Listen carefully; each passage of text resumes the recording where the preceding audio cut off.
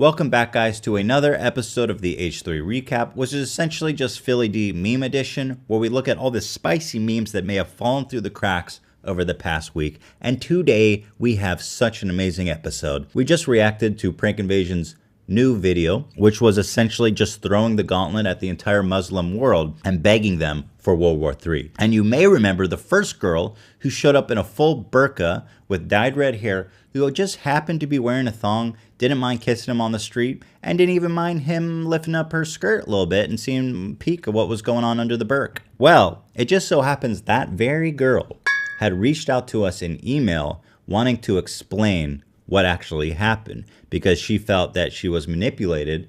She thought she was making a high production comedy, what turned out to be lowbrow racist pornography for children on YouTube.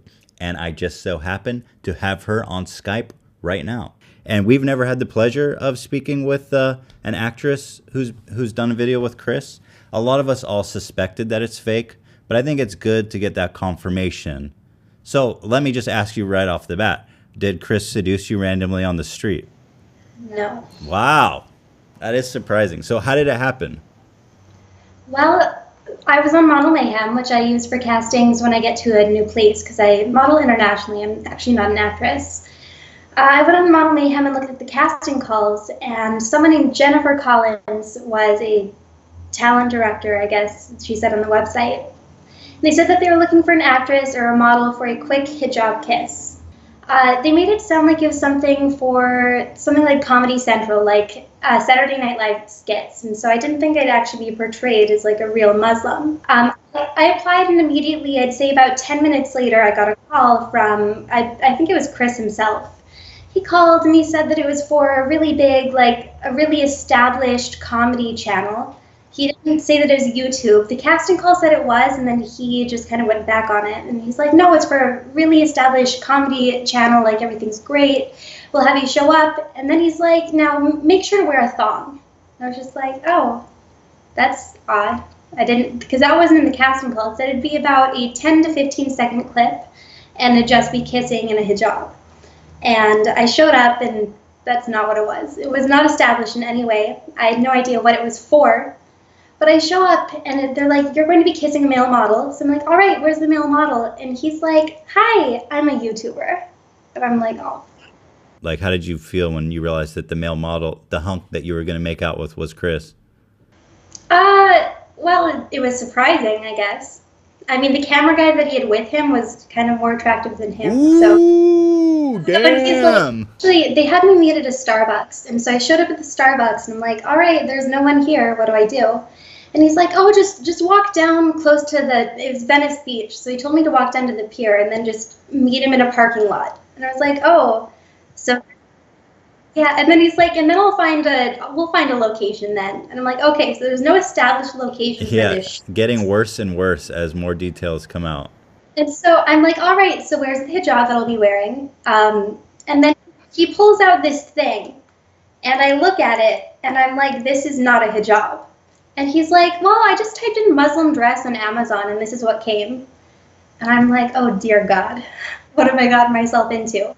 They didn't have a place for me to change either. And so I had to, like, put on the big Muslim dress and just, like, take my clothes off underneath. But leaving on the thong, of course, that is the most important part. And he made that very clear. When you went there, you knew you were going to be kissing him. Was that obvious from the beginning? Yes. And did he convey to you in any way that he was going to be pulling up the burqa and exposing your ass? He did right before the video, and I thought it'd be more just like pulling it up, just like a quick, like, oh, look, she's kind of a slut, just because I thought it'd be like it's a comedy bit, right? Yeah, I didn't think I'd be a real Muslim and like letting him pull up the dress.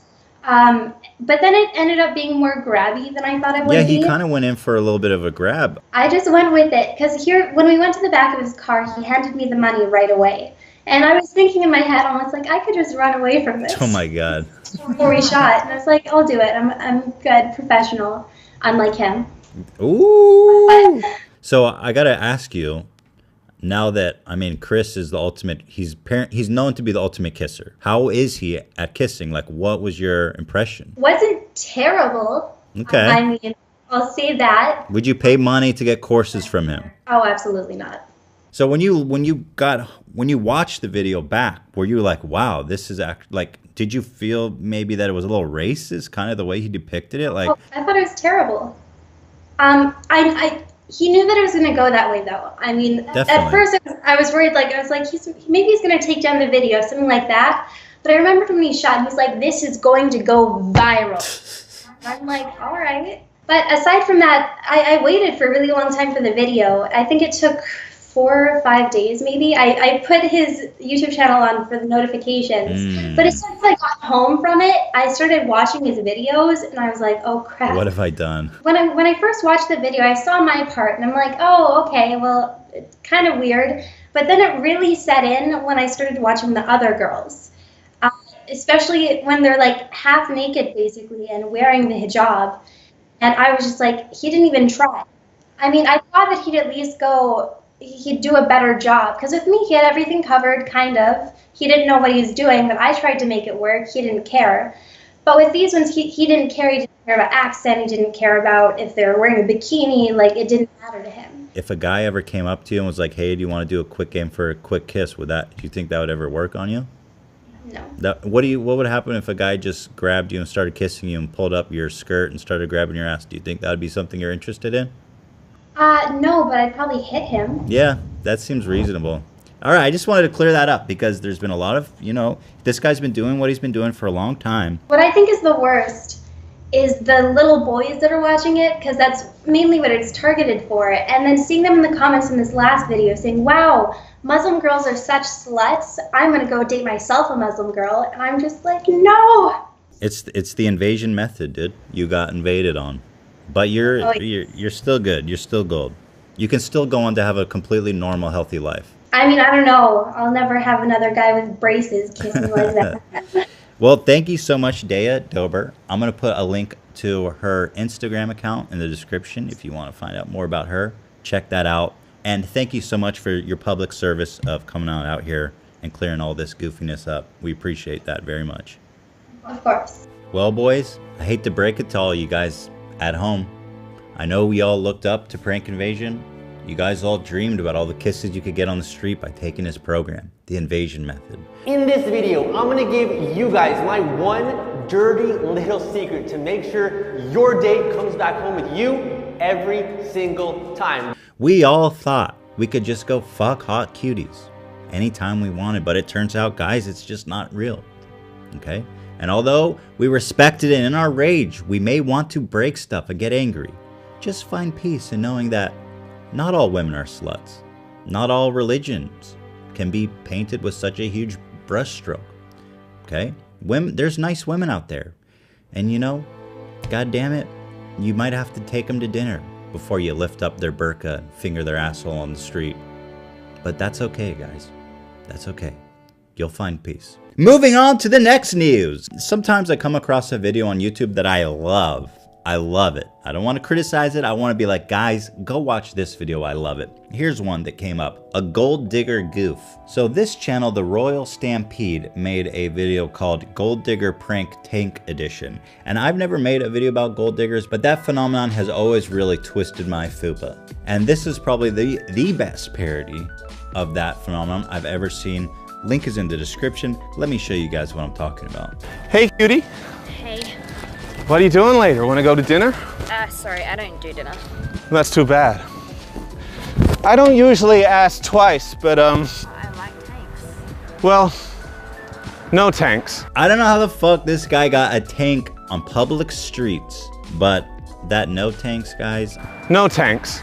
sometimes you gotta give it up to the pranksters out there, the goofsters, the gaffsters on YouTube. You gotta tip the beanie to the good guys. Watch the rest of this video because it's a slammer. Links in the description. Papa bless.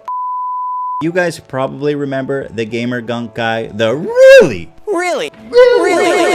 He has created his own channel called Gamer Guy and the Guardians, and he's been putting out some pretty solid goofs lately.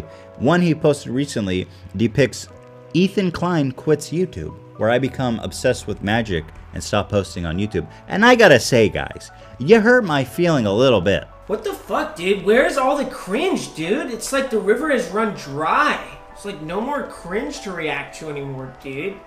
Well, don't worry, Ethan. We'll find something. We always do. First of all, what is wrong with that guy's face? Okay, I have Tourette syndrome. I don't have Parkinson's disease, all right? I don't have a mental deficiency. I don't have a birth defect. Also, Hila is not Russian. Ethan thinks he's magician now. I can't even explain. And dude, what's with you in drag all the time? This isn't the first time you've gotten to drag, all right? I respect you guys, what you're doing, but shots fired, I will fire back. That being said, I thought the video was very funny, and I appreciate you guys. Link is in the description. This story cracks me up. Colby Person, the real life Wii avatar? Yes, that one. So there's this Twitter handle called Yeezy Busta, and all this guy does is bust people with fake Yeezys. And he's got an account on your boy Colby Person. He's walking around with fake Yeezy. I'm trying to look at his fake Yeezys, but all I can see is his goddamn fucking hair. I mean, what is that? That's like the Fuck My Shit Up Fam special gone wrong, except you probably paid like $500 for it. You could have bought a real pair of Yeezys with the amount of money you spent on that damn haircut. There's like a bird nest in your hair, dude. Diamond Water. That is a name I have not uttered in a long time. Diamond Water was a beverage made by the Persian pop priestess, which is someone we made fun of a long time ago. Actually, Diamond Water is alkaline water, 9.5 pH, which is the highest one you can get on the market, and it's enhanced with real diamonds, which means every single drop of water that's in there flows through this housing with a diamond in it and gets charged with the diamond energy. And you actually blessed the diamond water yourself. And every single drop has been blessed with my love energy. And we've actually reviewed this water on our second channel. It tasted like LA tap water. It really was probably the worst water I've ever tasted in my life. Ugh, it tastes like shit, dude. And this lady was selling these bottles for $8 per bottle. They're selling these in Ross for 99 cents per bottle. Check it out, dude. Somebody hit the gold mine. Although even at 99 cents, I'm afraid it may still be overpriced. Save that for a special night. Crack it open, pour a glass, have a sip, and then realize that you probably have some water disease because it's not filtered at all. And it's probably just taken straight from the gutter in Los Angeles. Enjoy your special moment together, guys. Thanks for sharing it with us. It actually does taste like tap water. Finally, Jimmy Lee, the Jersey Outlaw. This was one of our greatest discoveries. This is a psychotic dentist who pitches his comedy and music to his patients as they're sitting there in his chair. This guy's real. We've met him. Oh my God. Well, he's back with some hot new singles. This one's going to top the charts. It's called The Ballad of Ethan and Hila. Let me get a taste for the first line here. Just have a listen to this. A homeless Jew and an Israeli came together one night. A homeless Jew and an Israeli. You gotta love the guy, man. He really knows how to open up a song. Tell me a joke now, you crazy Jew. You're gonna make me laugh all night. I'm sick and tired of your videos. H3 ain't right. Tell me a joke, you funny Jew. God, the guy really knows how to get to your heart, really. I'm sick and tired of your